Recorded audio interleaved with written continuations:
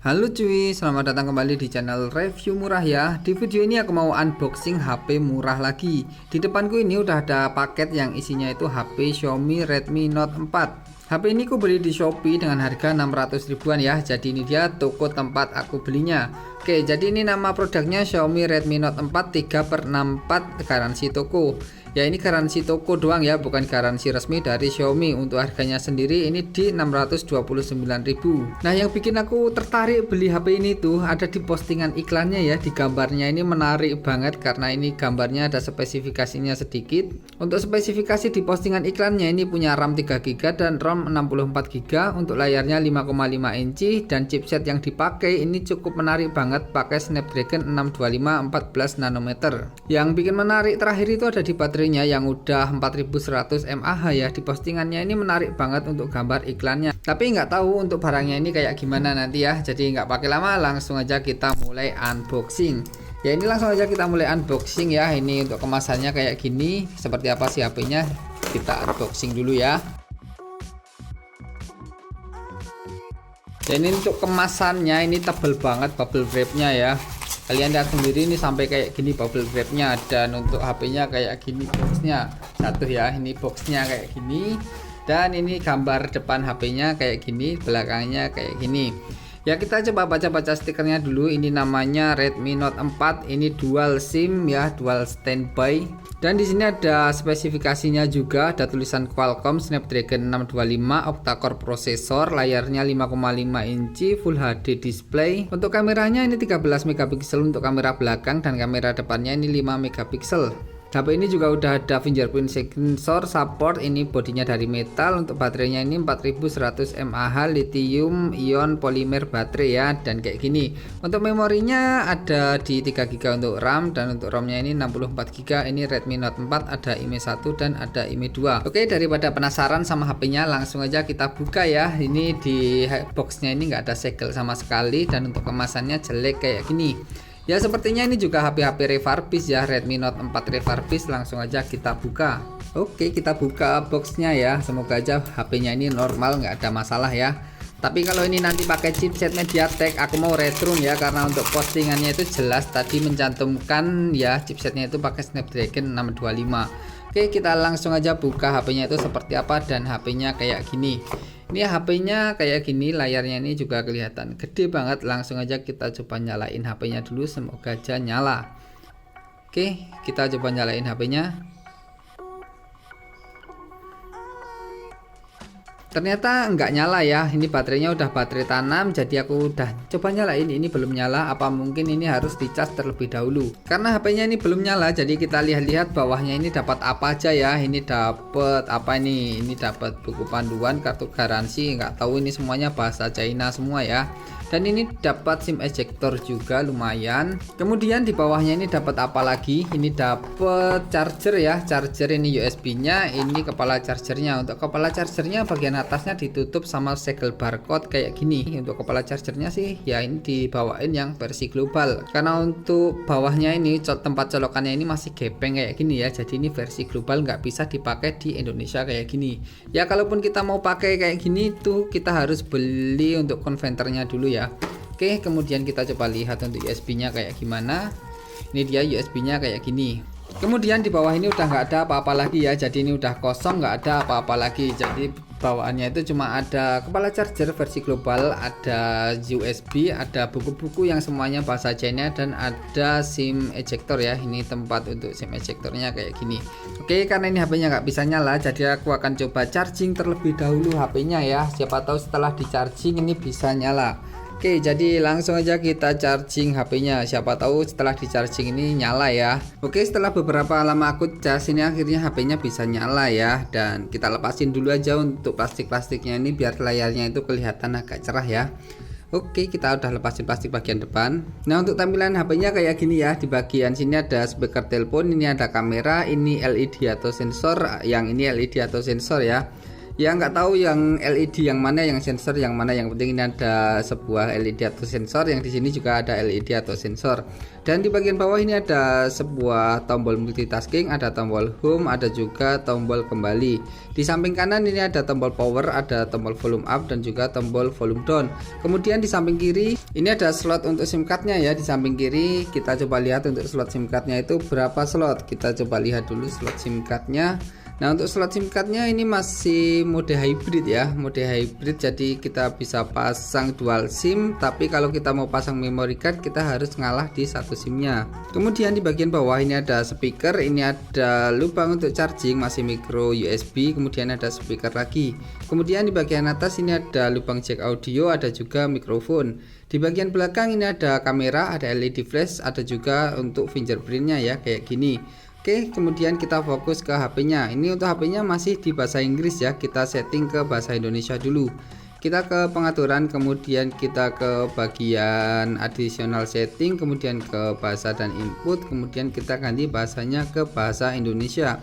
Tapi untuk bahasanya ini ada Inggris doang ya, nggak ada bahasa Indonesia. Bahasanya cuma kayak gini. Untuk pengaturan bahasanya sih mengecewakan banget ya, karena di sini tidak disediakan bahasa Indonesia. Masa iya bahasa yang luar ini cuma bahasa Arab, juga bahasa Inggris kayak gini. Yang lain ini bahasa China, yang ini nggak tahu apaan ya. Oke, jadi agak mengecewakan sih bahasanya karena nggak disediain bahasa Indonesia. Oke, selanjutnya kita coba lihat pengaturan tentang ponsel HP ini. Kita ke pengaturan, kemudian ke My Device. Untuk My Device-nya kayak gini, namanya Redmi Note 4, device name-nya Redmi, kemudian internal storage-nya 64GB. Kemudian kita coba lihat spesifikasi lainnya. Ini model number-nya Redmi Note 4, kemudian device name-nya Redmi, MIUI-nya pakai MIUI 10.2.2.0. Kemudian untuk Android-nya ini pakai Android 6, untuk RAM-nya 3GB. Kemudian untuk CPU-nya ini Ryzen Core Max 2,11 GHz, ya lumayan banget, udah sampai 2 GHz lebih ya. Dan di bawahnya kayak gini ada baseband version, kernel version, version number, available storage, ada total storage-nya 64GB. Kemudian di bagian paling bawah ini ada status. Kita coba lihat statusnya. Ini ada baterai status, ada baterai level, ada SIM status, ada information email, ada juga lain-lain banyak ya. Ini ada IP address dan lain-lain. Oke, jadi untuk pengaturannya kayak gini. Ya, di pengaturannya ini nggak ditulis ya chipsetnya itu pakai MediaTek atau pakai Snapdragon. Apakah chipset yang dipakai ini beneran Snapdragon 625 atau MediaTek versi X kayak gitu ya, kayak Redmi Note 4X yang pernah aku unboxing. Kemudian untuk RAM dan ROM-nya ini apakah beneran 3/64 atau enggak ya, aku akan bahas di video reviewnya, enggak di video ini. Karena ini cuma video unboxing doang, jadi aku akan unboxing dan tes-tes sedikit tentang HP ini. Ya, untuk segel HP ini sih ya ada di luar kayak gini ya. Ini jelek banget segelnya ada di luar. Dan kalau segel yang di luar kayak gini tuh pasti gampang rusak, walaupun tokonya itu ngasih garansi 1 tahun atau berapa, kalau segelnya di luar kayak gini pasti gampang rusak atau hilang ya. Untuk segel yang bagus itu diletakkan di dalam, di bawah backdoornya itu atau di bautnya ya, itu segel yang bagus. Tapi kalau segel di luar kayak gini kena air atau kena apa atau kegesek-gesek nanti mengelupas dengan sendirinya. Oke, yang akan kita lakuin selanjutnya itu cek IMEI, cek jaringannya, sama cek kameranya ya. Oke, selanjutnya kita cek IMEI-nya terlebih dahulu. Kita zoom aja biar kelihatan. Untuk melihat IMEI-nya kita pakai bintang pagar 06 pagar seperti Android pada umumnya, dan akan muncul nomor IMEI 1 dan juga nomor IMEI 2 kayak gini. Ya, kalau dilihat nomor IMEI 1 dan nomor IMEI 2 ini aneh banget ya, karena nomor IMEI 1 dan nomor IMEI 2 nya ini sama, nggak ada bedanya sama sekali. Coba kalian perhatiin baik-baik ya. Dan selanjutnya kita masuk ke website cek IMEI di kemenprint.go.id kayak gini. Tadi malah hilang ya, kita cobain lagi bintang pagar 06 pagar dan kita cocokkan nomor IMEI-nya. Ini nomor IMEI-nya udah aku masukin di bagian sini ya. 358 513 260 857 495 udah sama ya. Selanjutnya kita tinggal ketik cari kayak gini. Kita klik gambar pencarian dan kita tinggal tunggu beberapa saat sampai hasilnya ini muncul. Ya, kayak gini. Kita ulangi lagi, kita ulangi sekali lagi. Nah, nomor IMEI-nya ini terdaftar di database Kemenprint ya. Ya, di sini tulisannya kayak gini, IMEI terdaftar di database Kemenprint. Kalau misalkan IMEI tidak terdaftar, biasanya ini warnanya akan hitam dan tulisannya IMEI tidak terdaftar di database Kemenprint kayak gitu. Ya, kalau IMEI-nya terdaftar kayak gini udah aman ya, nggak takut kena blokir sama pemerintah sewaktu-waktu. Selanjutnya kita cobain pasang SIM card di HP ini ya. Kita coba lihat apakah jaringannya ini terbaca atau enggak, walaupun emailnya itu udah kedaftar di database Kemenprint, tapi kalau sinyalnya enggak kebaca ya enggak aman ya. Selanjutnya kita cobain pasang SIM card. Ini aku pasangin kartu Indosat ya, kayak gini. Untuk masangnya itu terbalik kayak gini kalau untuk Redmi Note 4 ya. Masangnya harus dibalik kayak gini, dan udah terpasang. Kita tinggal tunggu jaringannya ini akan muncul atau enggak ya. Oke, untuk jaringannya sih muncul kayak gini, muncul 4G nya juga, tapi jaringannya lemah banget, cuma dapat 2 bar doang untuk Indosat di tempatku. Biasanya untuk Indosat ini di tempatku bagus banget, tapi ini cuma dapat 2 bar doang kayak gini ya. Selanjutnya kita cobain juga untuk internetnya apakah bisa atau enggak ya. Tapi untuk HP ini tuh nggak ada bawaan Google-nya nggak ada, Google Chrome-nya juga nggak ada, nggak dibawain sama sekali aplikasi untuk pencariannya ya. Jadi kita terpaksa harus download dulu di Play Store ya. Kita cobain ke Play Store aja apakah bisa atau enggak. Oh, ternyata bisa ya saat masuk Play Store kayak gini. Untuk tulisan Play Store-nya juga ya aneh banget, tulisannya China kayak gini, nggak jelas ya. Ini tulisannya China, bahasa apa entah ini. Kita coba klik asal-asal aja. Padahal tadi udah aku setting ke bahasa Inggris ya. Kalian lihat ini tulisannya bahasa Inggris kayak gini, tapi kok tadi bahasanya bahasa China yang muncul. Kita cobain keyboardnya. Oke. Selanjutnya kita akan login Gmail terlebih dahulu dan download Google ya. Oke, jadi tadi aku udah coba download Google guys, tapi nggak bisa ya kayak gini. Nah, hasilnya kayak gini. Aku coba download Google berkali-kali, kan download Google tadi tidak bisa download Google. Yang aku rasain di HP ini tuh keyboardnya juga cukup aneh, karena keyboardnya itu keyboard China ya. Coba kalian perhatiin baik-baik, ini ada lambang China, ini lambang China, dan ini keyboardnya China cuy, bukan Inggris. Dan pakainya pun juga agak berbeda dari keyboard biasanya nih, agak aneh cara pakainya. Oke, kemudian kalau aku cek di bagian pengaturan ya, pengaturan di keyboardnya itu nggak ada keyboard yang bahasa Inggris. Kita coba ke pengaturan lagi, kita cek pengaturan keyboardnya. Ke sini ya, additional dan setting, kemudian ke sini, kemudian ke bagian keyboardnya ini. Nah, kalian lihat untuk keyboardnya ini cuma ada satu doang, nggak ada keyboard bahasa Inggrisnya. Jadi keyboard bawaan di HP ini tuh cukup aneh ya, karena keyboardnya ini cuma keyboard Shogu doang, ini yang bahasa China kayak gini. Kalau kita mau pakai keyboard bahasa Inggris terpaksa kita harus download sendiri ya. Tapi aplikasi Play Store-nya ini untuk download susah banget. Aku udah download Google berkali-kali pun juga nggak bisa-bisa. Ya nanti aku akan usahain download aplikasi Google, Google Chrome, game dan lain-lain ya. Karena saat ini berhubung nggak bisa, jadi kita cobain kameranya terlebih dahulu aja. Ya untuk kamera belakangnya kayak gini. Ini kamera belakang 13 megapikselnya ini kerasa cukup bagus ya. Ini kalian lihat kameranya ini nggak mengecewakan yang belakang. Kita sekarang cobain kamera depannya.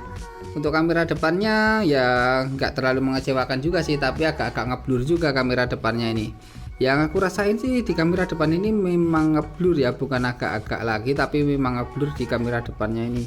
Ya kayak gini hasilnya, kamera depannya ngeblur ya. Resolusi kamera depannya tadi berapa? 5 megapiksel doang ya. Ya cuma 5 megapiksel, tapi untuk HP Xiaomi yang ori ya, yang ori itu 5 megapikselnya udah bagus banget, nggak kayak gini pokoknya. Oke, jadi gitu aja untuk video unboxing dari HP Xiaomi Redmi Note 4 ini. Semoga video ini bermanfaat. Tapi HP ini jujur aja agak mengecewakan sih. Dari HP ini nggak ada bahasa Indonesia, dan keyboardnya juga dapat keyboard Cina, dan Play Store-nya juga nggak jelas. Untuk download Google pun berkali-kali udah nggak bisa, dan nggak ada aplikasi bawaan pencarian di HP ini.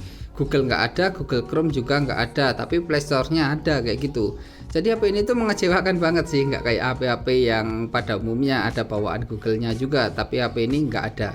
Oke, jadi gitu aja untuk video ini. Semoga video ini bermanfaat. Jangan lupa subscribe dan terima kasih.